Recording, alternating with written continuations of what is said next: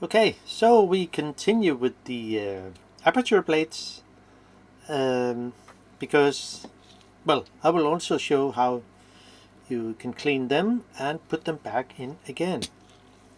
It can be a little tricky, but let's see how it will go. So, yeah. Now, I already took off the plate here, the cover for the aperture assembly, and then I can just take off the plate. But let's look how it actually is working. So if we move the plates, it will be something like that. There. So yeah, that's it. So I could just take off the plate here and be sure how the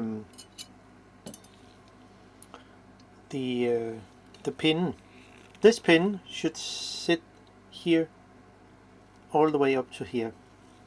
The other pin will be something like down here,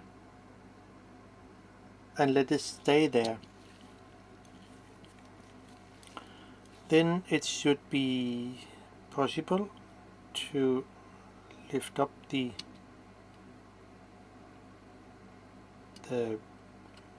moving plate.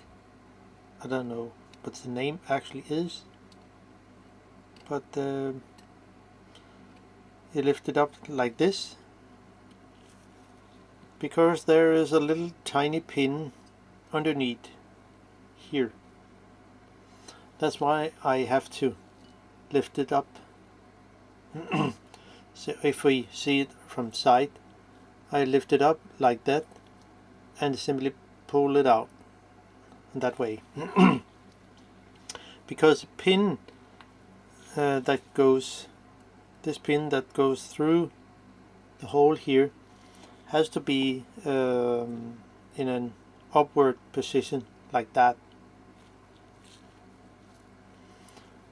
That's one of the things that has to be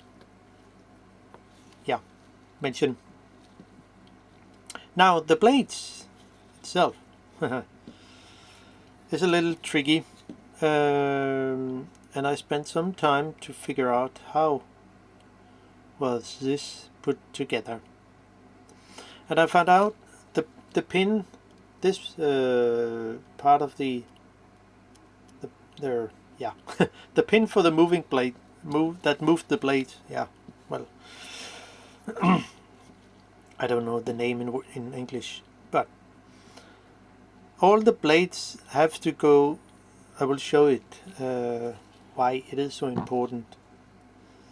The blades has to go all the way up to here, where it cannot come any further. So if I take out one blade and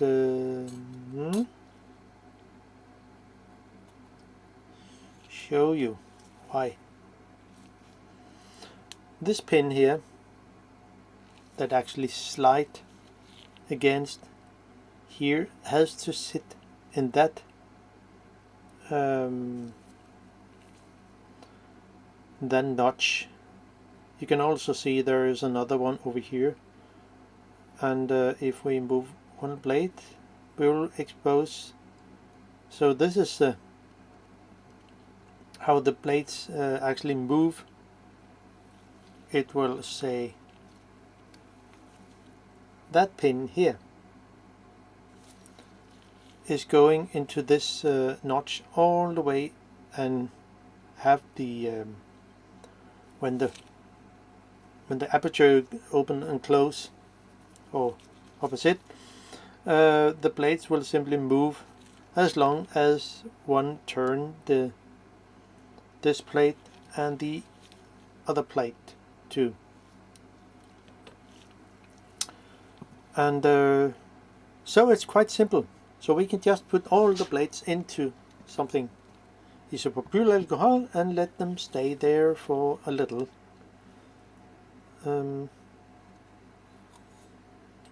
Because they are actually also a bit dirty. And to make it more easy, this special made tweezer, which I use for putting in blades, is actually very good for that.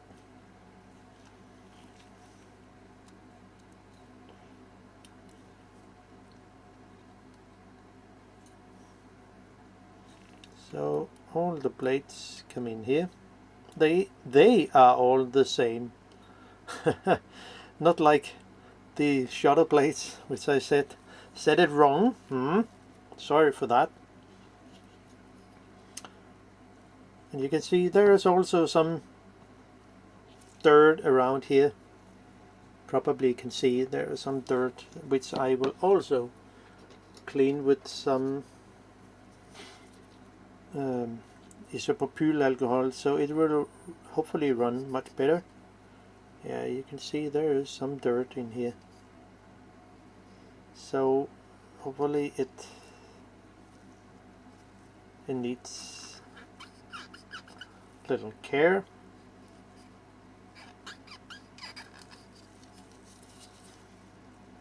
So this is why it is so important to set marks, and when you actually work with that kind of lenses. I mean, the repair manual does not say everything, tell you everything. Absolutely not. So this is why it's good to make a video or take some pictures during the process. It will help you much more than you might think. So that's it. It looks really good and it feels much better. So and my mark is here, this mark, the top, and I can just put this plate into the isopropylalcohol and simply give it a little bath.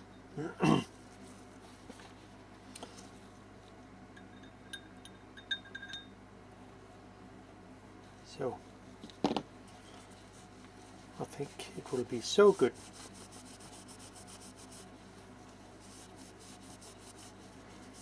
So there, and yeah, it looks better. I mean, it's just an old lens. What do you expect?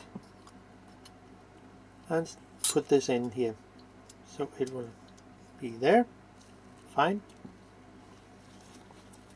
The interesting thing, I mean, the interesting part is when the blade comes in, because it can be a little tricky, as I discover in when I took it apart. So at first, and then realize that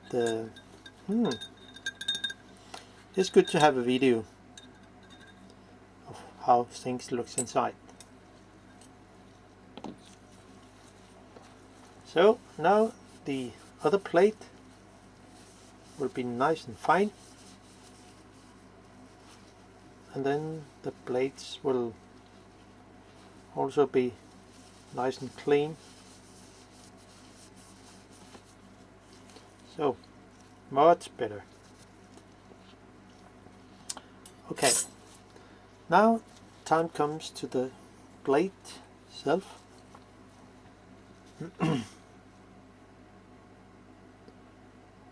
I am not sure what they are made of. I think they're made of metal, just like the but we can just try. The screwdriver is magnetic and the blades are actually made of steel, so that's good to know.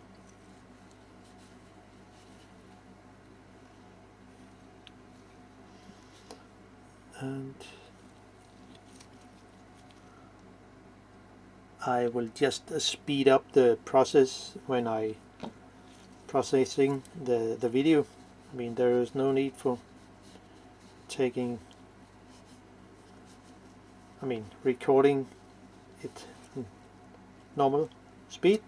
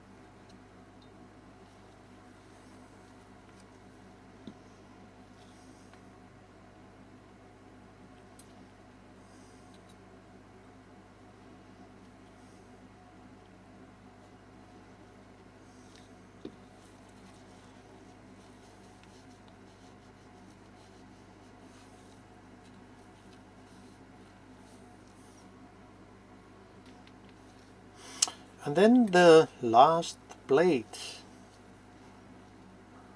So they now look nice and fine and ready to come back into the aperture assembly. Wow, nice and fine. Get rid of it. So, and then it's time to put them in, and it's a little tricky, but we will see.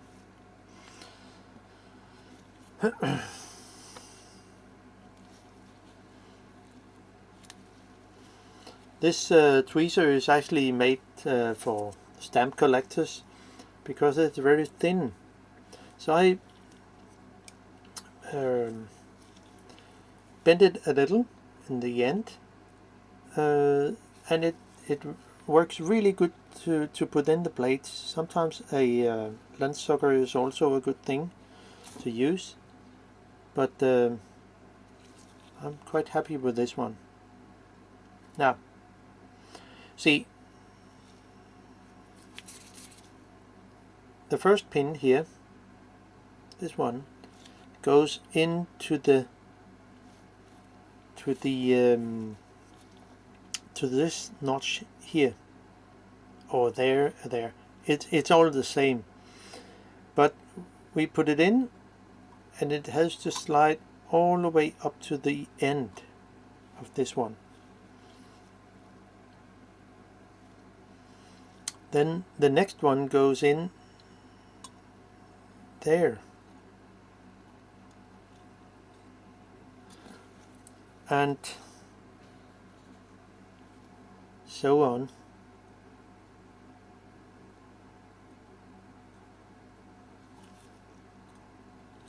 The more tricky part comes when the first, the last blades will come in, because then we have to move some of the blades a little.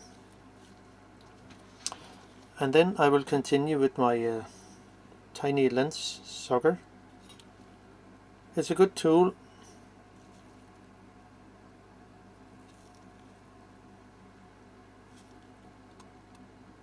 There.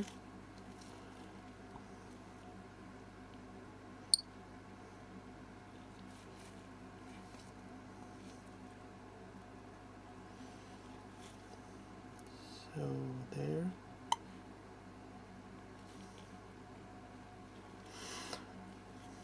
You see, it has a form as a circle when it's correct put in.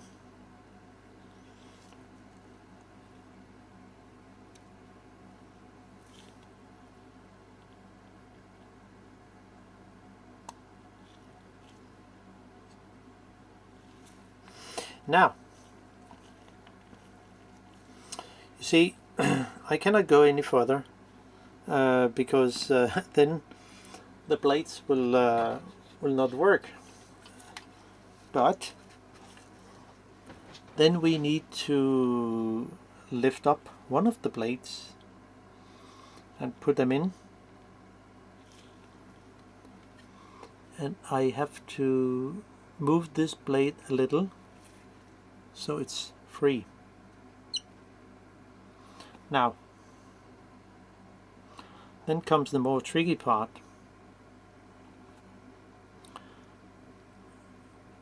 There, it has to go under, and when it's here, I should be able to put this pin into the notch there and move it back, so it will make it more easier for me to put the last blade in here. So I can move this blade out a little. It's not really possible, but just a tiny amount of movement will be. So now with the lens sucker,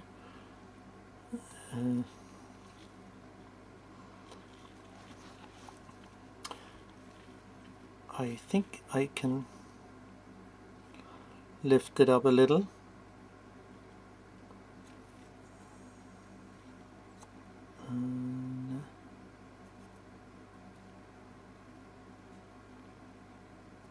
So,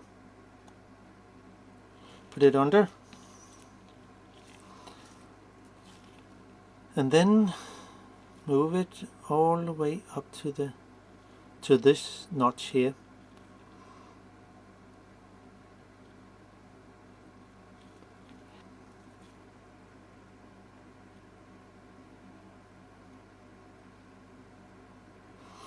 And I can also maybe have an tool, maybe a piece of wood would be fine. You just keep this blade in place and then move this blade into place, and there it is. So all the blades sit where they should. I mean, I have to move them all the way up to the end point of each notch.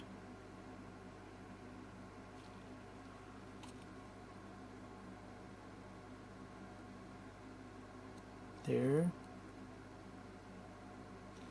there, and this one goes there. So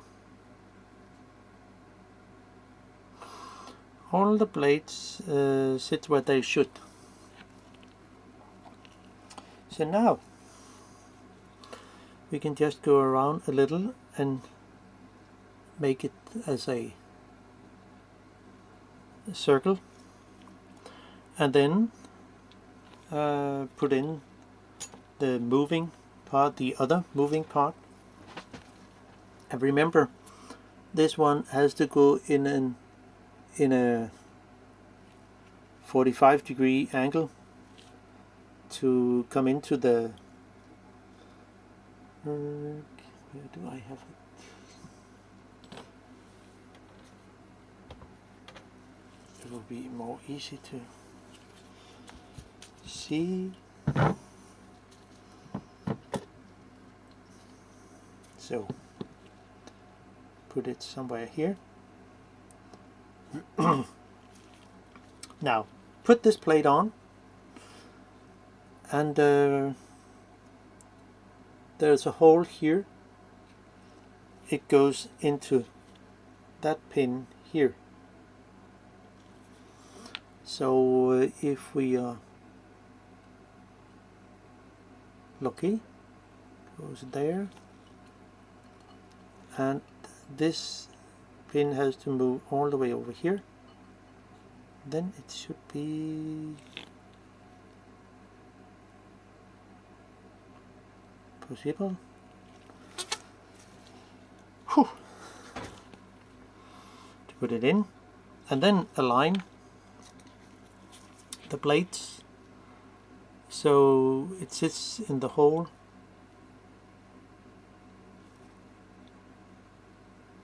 There.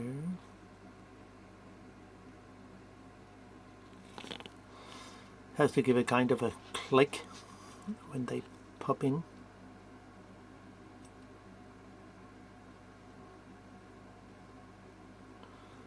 So there, and this one here, this one. Now it says click. And this one goes in here, this one goes in there. Finally.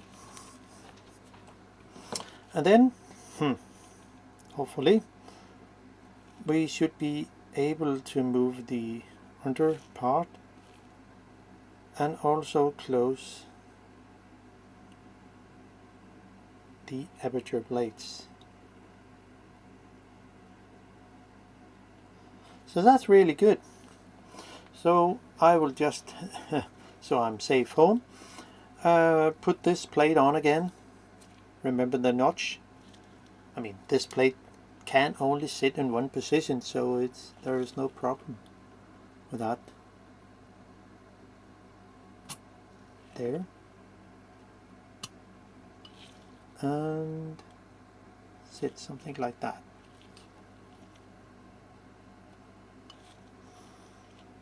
So if we can move it all the way as it should. Yeah, that's fine.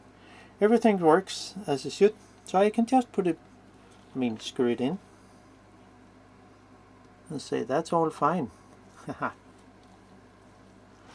It's great when things is working as they should.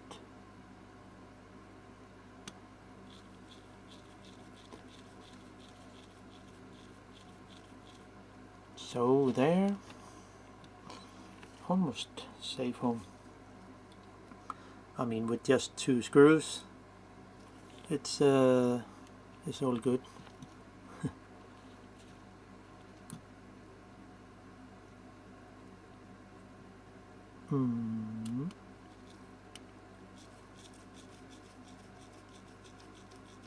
So there. Well, so now we can just work with it.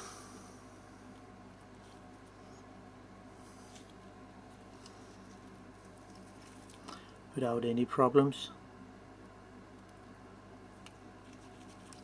So the only thing we need to do is put all the things together. And that's not that big problem.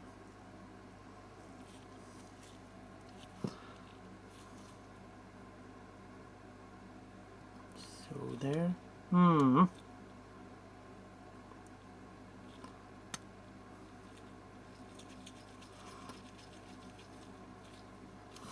And gently tighten the screws. they are a bit soft, so you just have to very gently tighten the screws.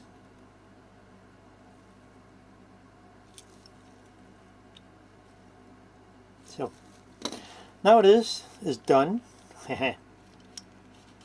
And everything is working much better. It's much softer to move. Before it was a bit stiff in a way. So we're looking forward to the next video with the sampling. So see you sooner.